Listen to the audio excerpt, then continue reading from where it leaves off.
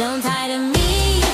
Don't lie to me. Stop invading the world. Set the people free. We are the world. One family. តែធម្មជាតិសុទ្ធតែម្ដងបងប្អូនមានទាំងគ្រាប់មានទាំងពពាយមានទាំងពីស្ពៃបាទអញ្ចឹងក្រៅពីបន្លែក៏យើងមានជាមួយក្របពូជ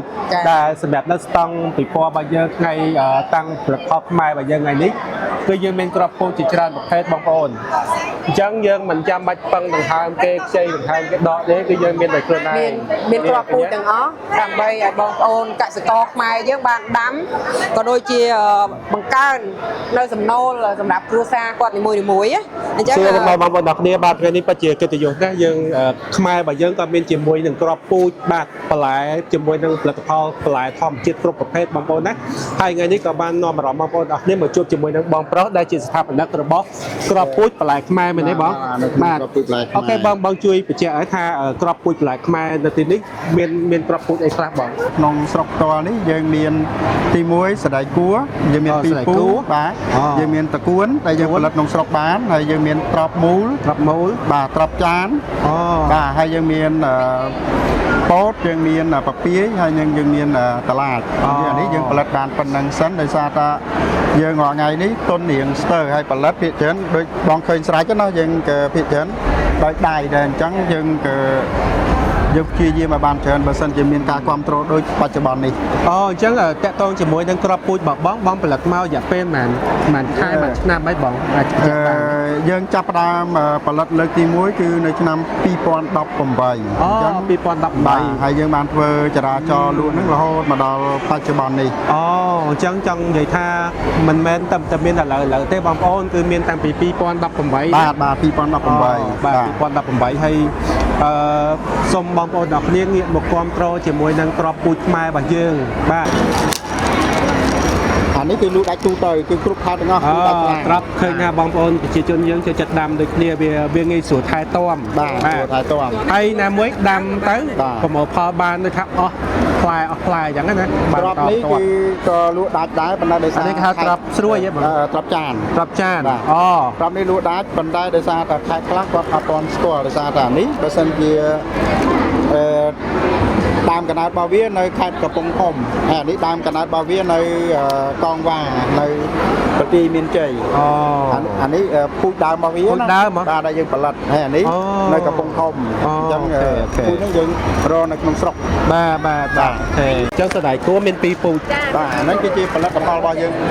សុទ្ធបាទពីរហ្នឹងខុសគ្នាមិនបងពីរនេះខុសគ្នាអញ្ចឹងបងគ្រាន់តែមួយនេះបើសិនជាដាំទៅណាបាទនៅរដូវភ្លៀងមុំគឺផ្លែខ្លាំងហើយបើនេះបើសិនជារដូវក្តៅមុំផ្លែរបស់វាខ្លាំងហ្មងចាំមកថាបែងចែកគ្នាពីរដូចគ្នាប៉ុន្តែបើសិនជាអ្នកខ្លះគាត់គិតថា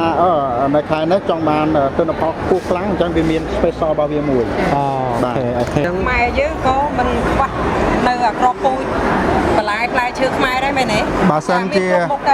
បើសិនជាពូមីងកាន់តែគ្រប់គ្រងទៀតខ្ញុំគិតថាយើងមានលើសនឹងឆ្ងាយមែនតើហើយយើងអាចនាំទៅក្រៅបានចាអញ្ចឹងសូមពុកម៉ែបងប្អូនចាជួយគ្រប់គ្រងទាំងអស់គ្នាបាទជួយជំរុញបាទគ្រប់គ្រងគាត់ក៏ដូចជាជួយខ្លួនឯងដែរព្រោះយើងនៅក្នុងចាទឹកដីកម្ពុជាទាំងអស់គ្នាចាគ្រាន់តែយើងផលិតប៉ុណ្ណឹងយើងត្រូវការកម្លាំងកម្មករក្រៅមកនេះដល់ទៅ550នាក់បាត់ហើយអញ្ចឹងបើសិនជាគាត់គ្រប់គ្រងកាន់តែច្រើនយើងត្រូវការបាទការងារកាន់តែច្រើនអូខេចាំបងសម្រាប់បងប្អូនដែលគាត់ចង់បានជាមួយនឹងក្របពូជនេះគាត់អាចរកទិញបាននៅណាខ្លះអរគុណអញ្ចឹងបច្ចុប្បន្នយើងចែកចាយទៅតាមបណ្ដាខេត្តទេយើងអត់ទាន់មាននៅភ្នំពេញអញ្ចឹងខេត្តណាមួយក៏យើងមានដេប៉ូសម្រាប់លក់ក្របពូជហើយប៉ុន្តែជួនកាលអាចនៅមានកង្វះខាតដោយសារកន្លងមក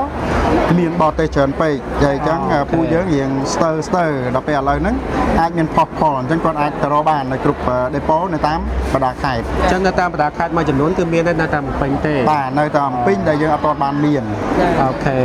បាទអញ្ចឹងបងមានជាចុងក្រោយបងមានអីចង់ផ្ដាំផ្ញើដល់បងប្អូនដែលបានទស្សនាជាមួយនឹងវីដេអូនេះដែរបងអរគុណមែនតើអរគុណបងទាំងពីរដែលបានមកទីនេះហើយក៏ជា ជាផ្នែកមួយហើយខ្ញុំចង់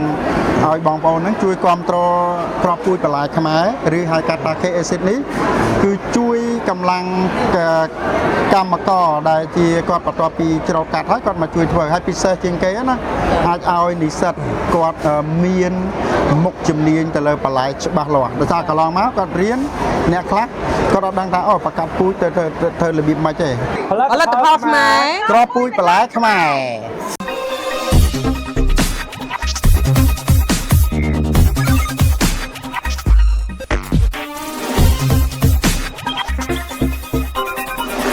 រឿងរ៉ាវរបស់លោកអ្នកគឺជាចក្ខុវិស័យរបស់យើងខ្ញុំ